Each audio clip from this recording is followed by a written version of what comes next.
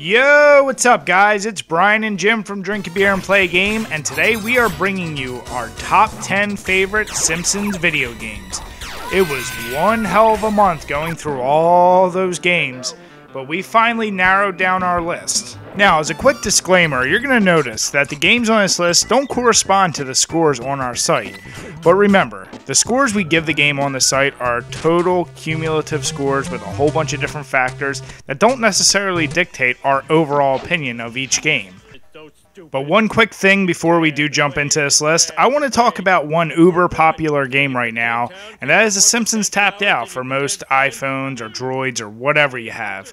It's basically a game that allows you to create your own Springfield and give the citizens jobs. You collect money to just keep on building and get newer content.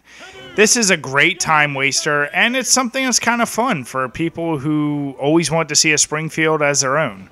I play the shit out of this game. Jim's never really played it. Either way, we never actually gave this game a full review, but I do recognize how popular it is, and I do enjoy it. You will not be seeing it on this list, and for all future reviews, we really will stray away from mobile games like that. So, just wanted to mention it. Let's get started with our number 10 entry. Number 10. Alright, first up we have Night of the Living Treehouse of Horror. We're going to get it out of the way right now. Yes, it's the only Game Boy Color game, so of course it's going to look better than the other Game Boy games. That aside, this game's kind of unique because every single stage is different and plays different than the one before it. Not only that, the sound of the game is very appropriate for each level. And when we say that, the Dracula level sounds like a Dracula a little bit. The robot level sounds a little more mechanical and robot-y. Hell, even the Maggie Fly level sounds almost eerily quiet and kind of, desperate in that way. And really, one of our favorite things about The Simpsons has always been the Treehouse of Horror, so that gave it the nudge it needed to hit the top 10 on this list. So, that's why we put it here. Number 9. Alright, coming in at number 9, we have a controversial pick, and that is Simpsons Wrestling. Oh my god, let people start freaking out because some people think it's like the worst fighting game and this and that, blah blah blah. No, fuck that. This game, there is fun to be found here, and trust us. We know there's plenty of flaws with it. The controls basically turn the game into a beat 'em up. The graphics are kind of laughable, kind of like that Parappa the Rapper or whatever the fuck that game is called. We know it's a flawed game, but guess what? Me and Jim still managed to find some fun. Now, we were aggravated the most with the level of difficulty increase after only 3 or 4 enemies, but hey, whatever. There's tons of unlockables, funny sayings, and when you're going against a buddy, you can have some frantic fun, especially if you're drinking some beer. So, deal with it. It's on our list. Number 8. Now, this is going to sound a little weird, but number 8 is going to be the Itchy and Scratchy game on the Super NES. Now, if you remember, we gave this game some pretty high scores, and on a technical level, it's pretty impressive. It looks good, it sounds okay, the control's actually pretty good. The main reason that it's as low as it is on the list is because, well, after a while, it's just the same thing over and over again, and it just lacks a certain fun factor that the later games in this list had. Bri actually enjoyed it more than I did, and I actually gave it way higher scores than I enjoyed the game. But really, it was just missing something, and that's why it's on this list at this spot. Number 7. Coming in at number 7, we have the only Simpsons NES title on our list, Bart vs. the World. Why, you ask? Well, it certainly wasn't for the main gameplay, although there is some variety between levels, and you have platformer, shooter, yada yada yada. We loved the minigames, specifically the trivia. We could literally spend hours just playing that. And some of the other games, they had their fun too. It was different from the other games at the time, being, Bart vs. Space Mutants and Bartman meets Radioactive Man. This was the best of the worst, we'll call it. And you can find some fun here, and if we're going to pop in any NES title that's a Simpsons game, it's going to be this one. Number 6. Alright, number 6. A game that we kind of ripped for what it is, but it's also on this list for what it is. It's Simpsons Skateboarding. Look, we told you before, it's a Tony Hawk clone. That's not the worst thing in the world, though. Now, Does it look good? No. The in-game sprites are pretty awful, especially for the time. Does it sound good? Not exactly, and it doesn't even really sound like a Simpsons game. It goes for more of that radical, attitude-y, late 90s, early 2000s kind of thing with skateboarding games. But does it play good? Yeah, it actually plays pretty well. Now, the level design isn't quite as good or as free-flowing as, say, Tony Hawk is, but it's still a fun game. It's very playable. There's trials, there's a lot of unlockables, you're riding around in Springfield, so you get that Springfield feel a little bit. Overall, the package is good, there's a lot of fun to be had, and there's a lot worse Tony Hawk clones out there. If you have to play one of them, this is probably one of the ones to go for. And since it's licensed, that's not that bad. Number 5. Alright, we're down to the top 5. And coming in at number 5, we have the Simpsons Hit and Run.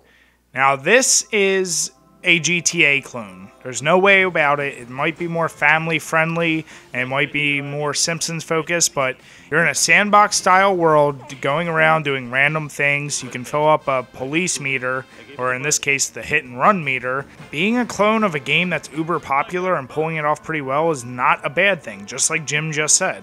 I mean, there's shit ton of unlockables, there's a tons of vehicles to unlock, there's a lot of side missions, and this was the first Simpsons 3D game that allowed you to experience Springfield in a more interactive way. It felt like an alive city.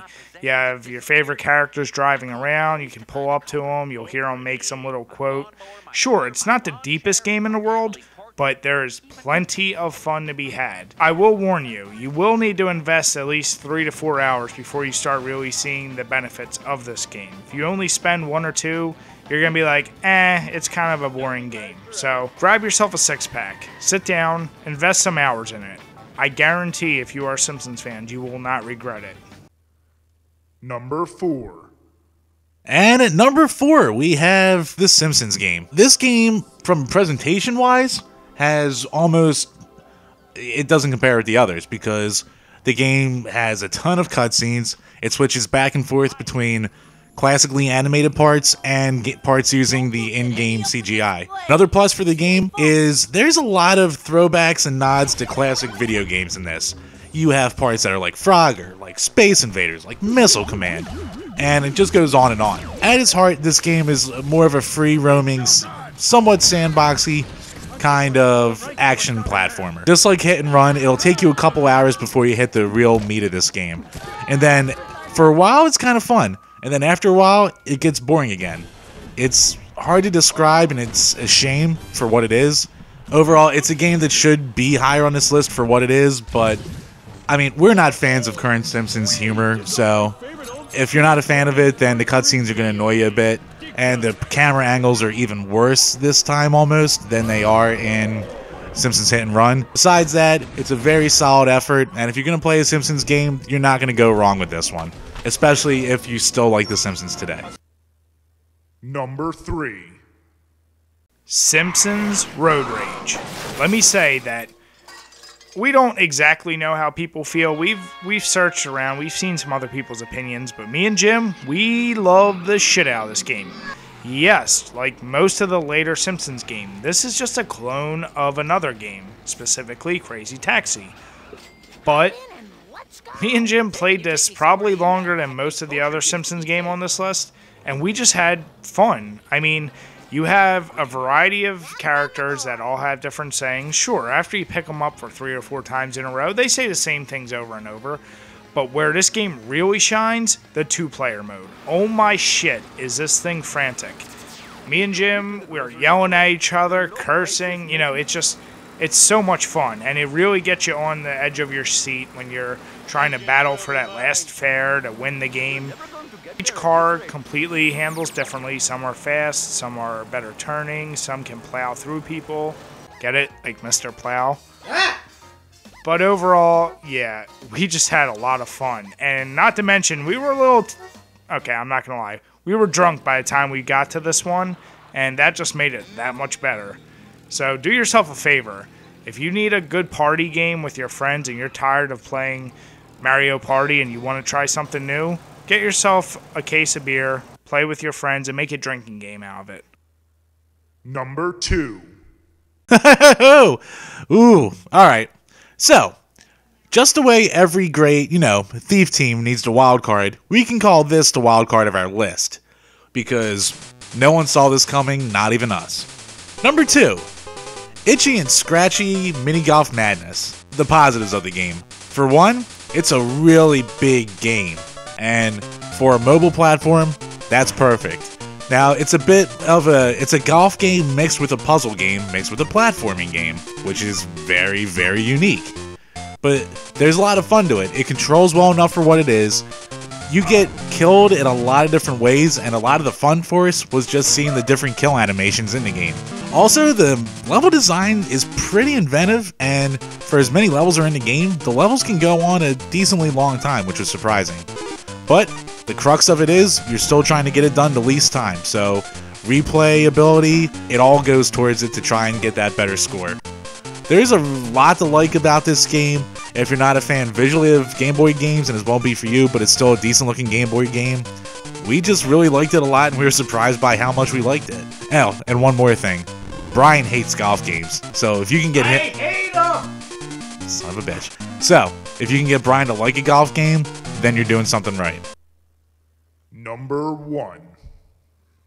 And number 1, I know you're all gonna be shocked. It's the Simpsons arcade game. Shocker! Yeah, we know. This might not come off as original, but you try playing through all 25 or 26 Simpsons game and you tell me it's not the best game that they offer. What can we say? This is one of the early great beat-em-up games that helped define all future beat-em-ups. This, Teenage Mutant Ninja Turtles, X-Men, Golden Axe, they were the forefathers, and they laid the groundwork. And the Simpsons, they just did it right. The colors, the sound, the simplicity in the gameplay, yet you only had 2 buttons, and although your attacks didn't vary too much, unless of course you teamed up with whatever partner you had, you never really get bored of this game. There's plenty of items to pick up and attack your enemies with. There's little power-ups. We made a review of the game. We played through the game drunk. You can click both of the links down below in the description to see that. And we really just enjoyed this game. You can easily breeze through this game in about half an hour. Biggest disappointment about this fucking game is that they finally released it for the Xbox and PlayStation. But they fucked up and lost the licensing. So now, a bunch of people who download it can't even play it. So your only options are find it in an arcade or get it emulated for it. This game truly is just a timeless classic, and it really is loved for a reason. So, there's our list. Leave us some comments. Tell us what your list is, or tell us what you thought of ours. Alright, and it's time for the honorable mentions. Why are these here? Well, these are games that one of us would really like, and the other one talked their way out of it. So, with that out of the way, my pick is Krusty's Funhouse or Super Funhouse. This is a game I really enjoyed. I'm a fan of this style of puzzle game. It's very reminiscent of Lemmings. It's a very simple kind of game, but it's got some decent level design. The music gets annoying because it's the same thing the whole time. Graphically, no matter what platform you're on, it's not bad. The controls are pretty tight and solid. And it's a game I liked. It's a game you're either going to love or hate. I loved it, Brian hated it. So that's why it's my honorable mention. So my honorable mention is going to be Bart's House of Weirdness. Now granted, I can fully admit that this is not a great game by any means. But I can justify my reasoning. I grew up playing anything I could get my hands on. That included DOS games. I played all the early 2D Duke Nukem games. I didn't mind DOS games as much, and for a DOS game, and for an early Simpsons game, this game had amazing graphics, pretty goddamn decent sound, and I was so used to that really stiff DOS control that it didn't really inhibit me too much from playing the game and really enjoying it a little bit. I don't know what Jim's problem is. My guess is he grew up with a Power Mac and not a PC like most normal kids. It's true. But I didn't mind this game, and actually, of most of the games of that year and around that time, it's probably your best option. But like I said, from newer generations, if you try and play this game, you're going to be like, what the fuck? There's so much stiffness. You just gotta enjoy a game for what it is. That's my honorable mention. Once again, guys, thank you so much for listening and watching, and leave us some comments. I want to hear what you think about our top 10 list, and if you have your own, tell us what your thoughts are. And check in the description for all the game reviews and our drunken long play, The Simpsons Arcade. See you next time. Cheers.